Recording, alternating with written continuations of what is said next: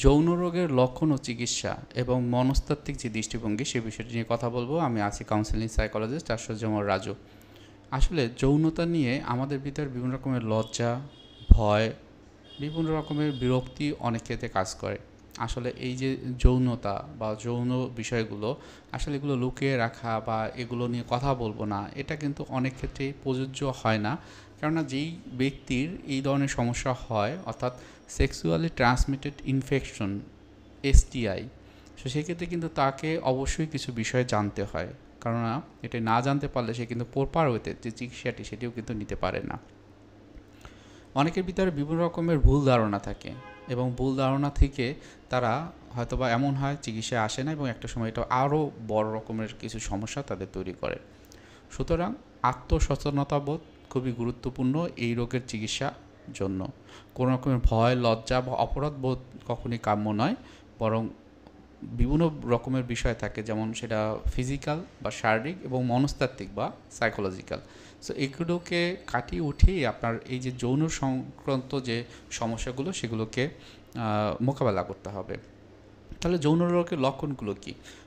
প্রথমত যেটা থাকে, শরীরে ফুসকুড়ি বা ঘা থাকে অনেক ক্ষেত্রে। এটা যৌনাঙ্গ, মুখ অথবা অন্যান্য স্থানে ফুসকুড়ি বা ঘা বা ক্ষতি সৃষ্টি হয়। অনেকের ক্ষেত্রে প্রস্রাবে জ্বালা পোড়া হয়। দেখা যায় যে তাদের ভিতরে একটা অস্বস্তি কাজ হয়, অস্বাভাবিক স্রাব থাকে এবং সেটা হয়তো অনেক সময় দুর্গন্ধযুক্ত থাকে। বেদনাদায়ক যৌন সম্পর্কের কথা বলা হয়। যৌন সম্পর্ক করতে গেলে বিভিন্ন রকমের কষ্ট হয়।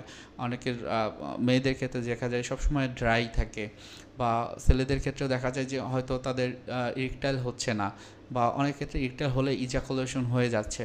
সো এটা কিন্তু যৌন যে বিষয় বা যৌনগঠিত কিন্তু রোগ।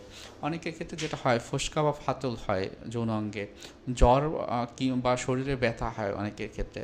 সো এই বিষয়গুলো যদি একটু খেয়াল রাখেন, তাহলে বুঝতে পারবে যে আপনার ভিতরে এই যে যৌন রোগ সংবলিত যে কোনো রকমের সমস্যা আছে কিনা।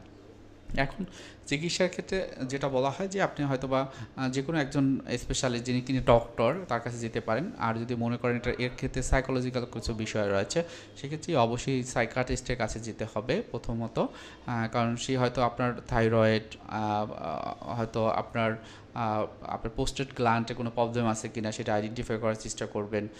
হয়তো বা টেস্টোস্টেরন বা এস্ট্রোজেন মেয়েদের ক্ষেত্রে যে হরমোন, সেই ক্ষেত্রে কোনো প্রবলেম আছে কিনা সেটা কিন্তু টেস্টের মাধ্যমে সে বুঝতে পারবে। তো যৌন রোগের চিকিৎসার ক্ষেত্রে যেটা হয় যে অ্যান্টিবায়োটিক থেরাপি খুবই গুরুত্বপূর্ণ ভূমিকা পালন করে। হয়তোবা অনেকের ক্ষেত্রে গনোরিয়া এবং সিফিলিস যে রোগগুলো থাকতে পারে, সেতে ব্যাকটেরিয়ার যে সংক্রমণ হয়, সেটা অ্যান্টিবায়োটিক ওষুধ ব্যবহার করা হয় এবং এটি খুব ভালো কাজ করে। যারা সাইকিয়াট্রিস্ট বা যারা ডক্টর রয়েছে তারা কিন্তু এই ব্যাপারটাগুলো আরও ভালো জানেন। অ্যান্টিভাইরাল থেরাপির কথা বলা হয়, যেখানে দেখা যায় যে বিভিন্ন রকমের সংক্রমণ হলে সেক্ষেত্রে অ্যান্টিভাইরাল ওষুধ ব্যবহার করা হয়। হারপিস এবং এইচআইভির ক্ষেত্রে যদি আমি উদাহরণ হিসেবে বলি, প্রতিরোধমূলক টিকা বিভিন্ন রকমের রয়েছে, আপনারা জানবেন এসপিবি বা হিউম্যান পিলুমেনিয়া ভাইরাস, যেটি সেটির ক্ষেত্রে আবার হেপাটাইটিস বি এটি ব্যবহার করা হয়। বিভিন্ন রকমের পরামর্শ বা সাইকো এডুকেশন বলা হয়, এটা খুবই গুরুত্বপূর্ণ, যেমন কাউন্সেলিং বা সাইকোথেরাপি নেওয়া লাগতে পারে। অনেকের দেখা যায় যে সমস্যাটা নিজের না, কিন্তু তার সঙ্গীর সমস্যা, সেক্ষেত্রে কিন্তু ওই সঙ্গীর চিকিৎসা নেওয়া দরকার হতে পারে। এখন আসলে মনস্তাত্ত্বিক কিছু দৃষ্টিভঙ্গি রয়েছে যেটা আসলে আমাদের অনেক ক্ষেত্রে পিছিয়ে রাখে, যেমন মানসিক সমর্থন বা কাউন্সিলিং। এই ক্ষেত্রে অনেকে এই বিষয়টি নিয়ে কথা বলতে গেলে তার ভিতরে ওই যে বিভিন্ন রকমের পিস টান থাকে, লজ্জা, ভয় থাকে। আবার দেখা যায় যে তাদের ক্ষেত্রে মানসিক সমর্থন যে পাওয়ার দরকার বা সাপোর্টটা, সেটি তারা পায় না। তারা কাউন্সেলিং নেওয়ার ক্ষেত্রে হয়তো বা বিভিন্ন রকম গড়িমাসি করে, কারণ কাউন্সেলিংয়ে গেলেই আমি কি তারা নিজেকে বিভিন্ন রকমের ট্যাবু ওয়ার্ড দ্বারা কিন্তু তাদেরকে প্রত্যাখ্যান করে। এর থেকে অনেক সময় তাদের ভিতরে চাপ সৃষ্টি হয়, বিভিন্ন রকমের লজ্জা বা অপরাধবোধ কিন্তু তাদের ভিতরে হয়। শিক্ষা সচেতনতা খুবই গুরুত্বপূর্ণ, যেটাকে সাইকো এডুকেশন বলা হয়। একজন কাউন্সেলিং বা ক্লিনিক্যাল সাইকোলজিস্ট খুব ভালোভাবে করতে পারেন। ইভেন সাইকিয়াট্রিস্টের কাছে গেলেও তিনি কিন্তু এগুলো অ্যাসেসমেন্ট করে সে সব কিছু করতে পারে। অনেক ক্ষেত্রে গোপনীয়তা রক্ষার কথা বলা হয়, এটা অত্যন্ত জরুরি। যারা সাইকোলজিক্যাল ট্রিটমেন্ট দেন তারা এইটাকে খুব বেশি যত্নের সহকারে দেখেন। এখানে কোনো রকমের জাজমেন্টাল যে চিন্তাভাবনা বা সেই রকম কোনো সম্পর্ক কিন্তু একজন ক্লিনিক্যাল বা কাউন্সেলিং সাইকোলজিস্ট কখনোই রাখে না। অনেকের ক্ষেত্রে যেটা হয় যে এই ধরনের সমস্যা হওয়া মানেই তো আমি তো সমাজের কলঙ্ক, তো এটা তো খারাপ, কিন্তু এটাও আসলে ভুল ধারণা, কারণ সেক্সুয়ালি যে ইস্যুগুলো হয়, ট্রান্সমিটেড ডিজিজ যেগুলো হয়, এটা এমন না যে আমি কোনো খারাপ সম্পর্ক করে ফেলেছি তার মানে এর জন্য আমি দায়ী।